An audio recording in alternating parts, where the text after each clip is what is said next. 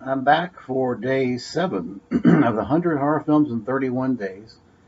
So, 1 week into this little adventure, I've at 32 films, and about half of those are first time watches, which is, I think, a pretty good pace. I should make 100.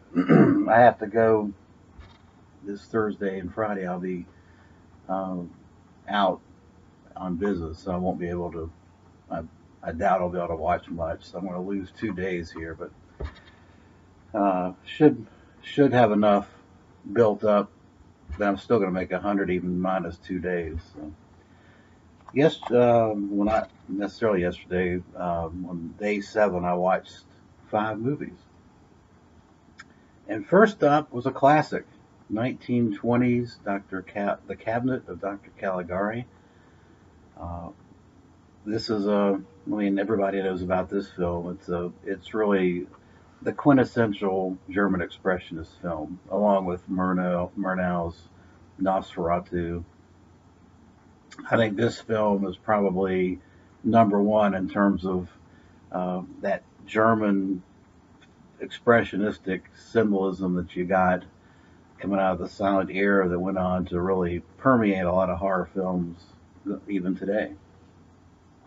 This is kind of the daddy of them all.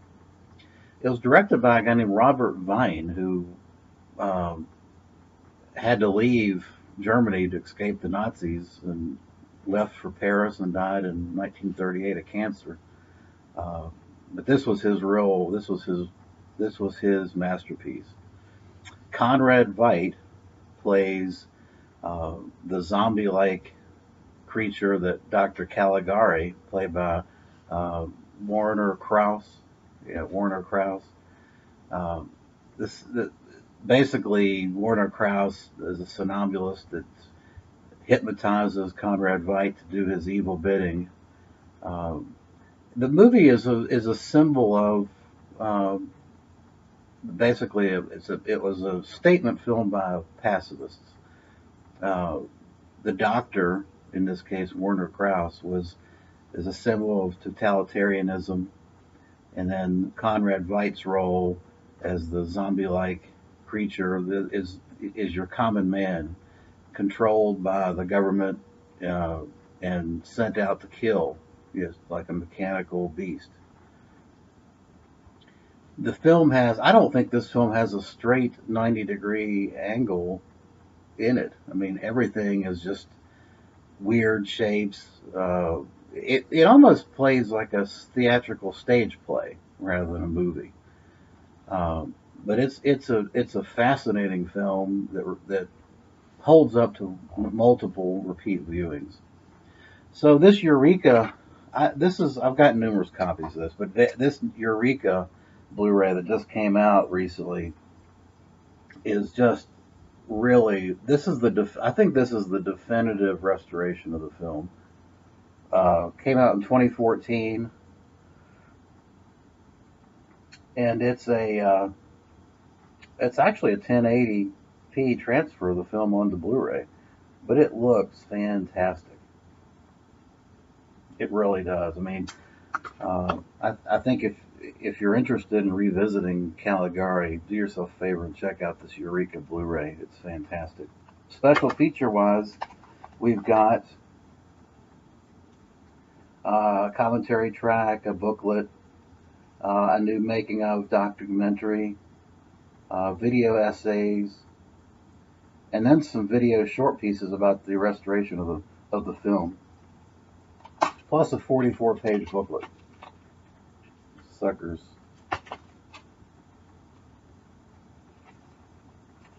Excellent stuff.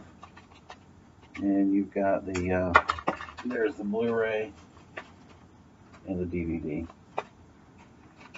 And well, not much to look at there, but so yeah, that's Eureka, and Eureka's putting out a lot of the silent classics.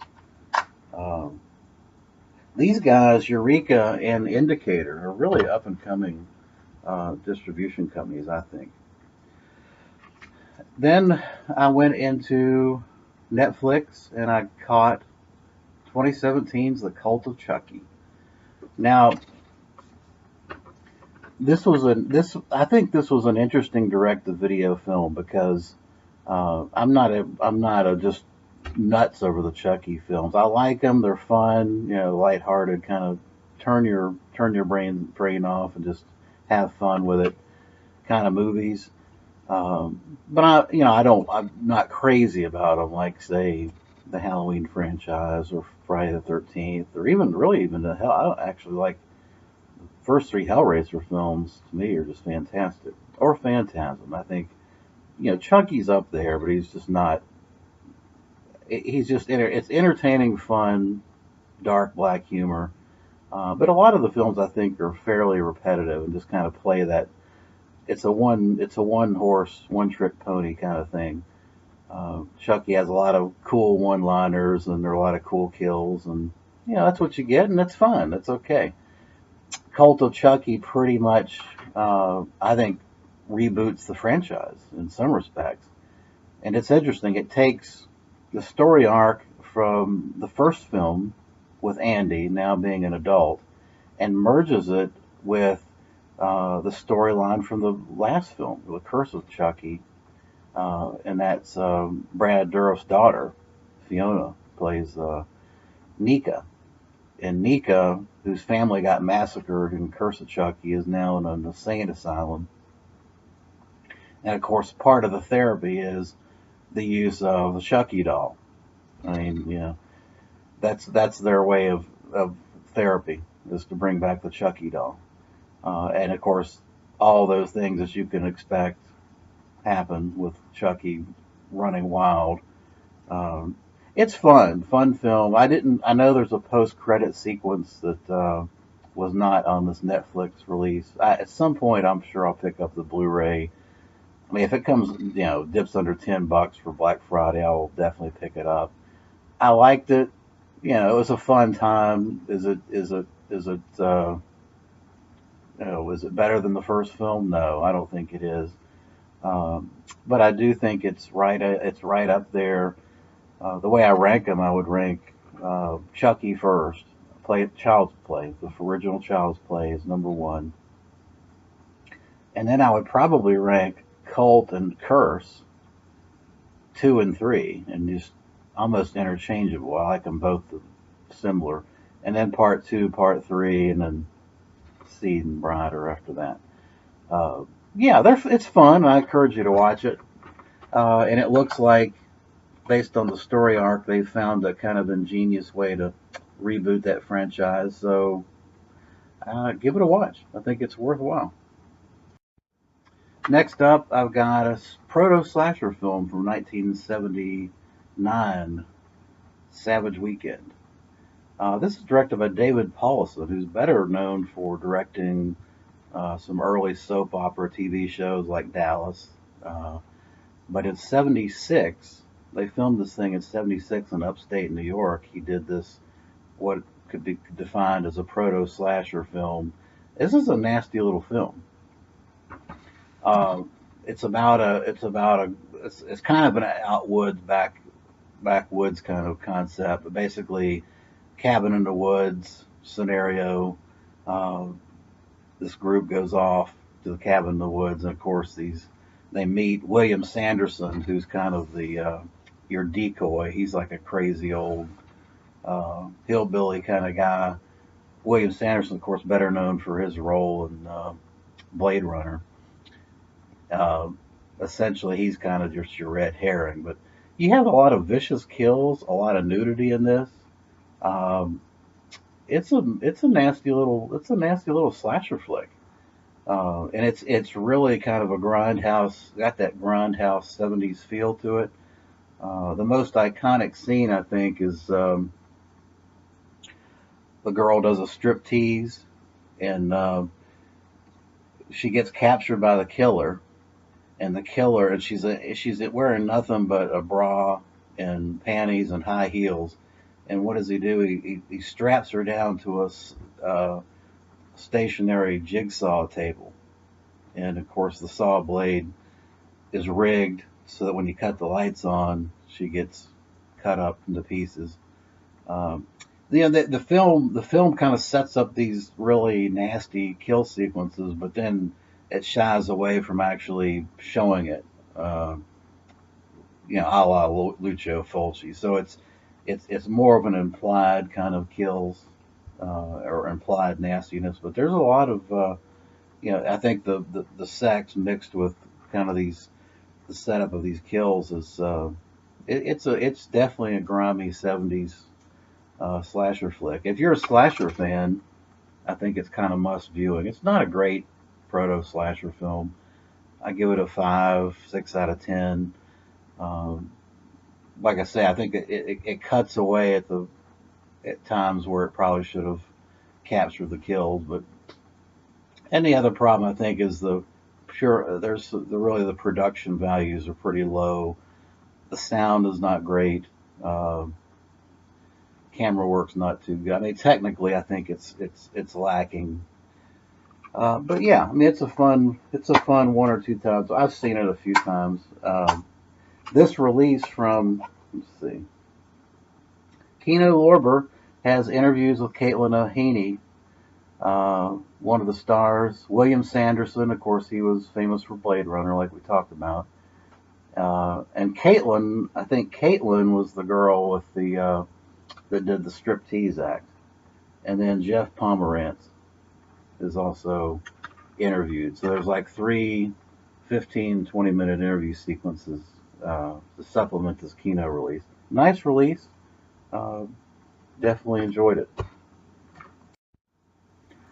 Next up, I went back to Netflix and watched The Void, which I've been hearing a lot of positive and negative things about it. It apparently is a fairly divisive film. You either love it or hate it. Not a lot in between. So I did check that out.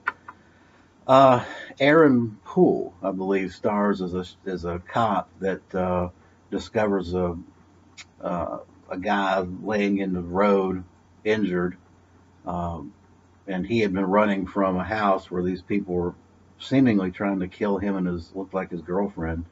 Um, the guy takes him to the local hospital, which ends up essentially being this local hospital is uh, a gateway to hell, a la Hellraiser. You've got these hooded figures, cult-like figures that start to surround the hospital. Um, I like horror films that have kind of a contained environment. This The Void has that contained environment, the claustrophobic setting. I enjoy that quite a bit. You've got a lot of Lovecraftian influences here with monsters and transformations, and then this gateway to hell sequence or alternate universe, alternate realities. I think that's probably where people. That's where the dividing line on liking the film versus hating the film comes in. Is if you're not a big fan of kind of the alternate realities and Lovecraftian imagery, the last 30 minutes is probably going to turn you off to The Void. I liked it. To me, it's extremely reminiscent of a reboot of the Hellraiser films. Conceptually, I think it's very similar to one of the first two Hellraiser films in a lot of respects. I liked it a lot. It's one of those films that I think uh, could stand up to analytical criticism and scrutiny, multiple viewings. I definitely want to get. I don't. I would definitely want to pick up the Blu-ray and listen to the commentaries and some of the behind the scenes because I think it's one of those films that deserves to have some critical analysis put to it. But I, for one, give a thumbs up to The Void. Liked it a lot, very much. And then finally, another slasher film, backwoods slasher film, was 1980-82, The Forest, directed by a guy named Don Jones. Don Jones was initially like a professional boxer, and then he got into making movies. He did The Love Butcher, um, Schoolgirls in Chains, crap like that, and then of course he did The Forest. And The Forest is it's a not a good slasher film. Let's face it. Um, it's a backwoods slasher film, and it's got cannibal elements. You've got this hermit that's essentially killing off campers and eating them. That's the storyline. The reasons he's doing that are uh, illustrated in the film. You've got a lot of paranormal or ghost-like imagery that's kind of telling the storyline in support of that. But the acting is really, really poor. The special effects are bare bottom. You've got throat slitting that's amateurishly done. Let's put it that way. A lot of the blood sequences is they'll just drip a little bit blood on the forehead and call it a day kind of stuff. So it wasn't they didn't put a lot of effort into the action sequence or the special effects. Um, and unfortunately, the acting is so wooden. It's just there's not there. Yeah, when you watch these kind of things, at least for me, I'm looking for nostalgia and charm from the '80s and iconic kills. There are no iconic kills, basically because of the bad technical aspects, and the acting is wooden to the point where it's just not memorable. There's nothing to hang your hat on at the end of the day. So the only other item of interest I have on The Forest is that the little boy that plays a ghost, he and his sister, brother and sister to this hermit, they were killed sometime in his past. They come back and kind of haunt him and haunt the camp goers, kind of like in a warning way, hey, watch out, you're going to die, kind of thing. The little boy turned out to be kind of a pretty famous dancer. I'm trying to remember his name here. Let's see. Um, This is a Code Red release. You've got a commentary with the director Don Jones, which I think should be fascinating. Just to hear his take on it. Actually, there's two commentary tracks. There's one of Don Jones and Gary Kent, who plays the hermit, and then you've got one with Don Jones and Stuart Asberger as Asbor Janssen. I think I think that's the kid. Might be the kid. Not sure. Anyway, the blonde-haired kid went on to be some kind of um, a, a success in the entertainment industry. Yeah, so that's The Forest from Code Red. Can't really. I think this is kind of a 4 out of 10. There's just I can't find enough redemption to hang my hat on to give you a recommendation on that. And I'm not neither that nor Savage Weekend really holds up to any kind of my scoring system. That's well below 5 on both of those. So they are really third and fourth tier slasher films, unfortunately. Uh, I would have to say I liked Slasher Weekend quite a bit more than for The Forest, if I had to pick between the two. All right, well, that'll wrap up a lengthy day 7, and I will return shortly for day 8. Thanks for watching.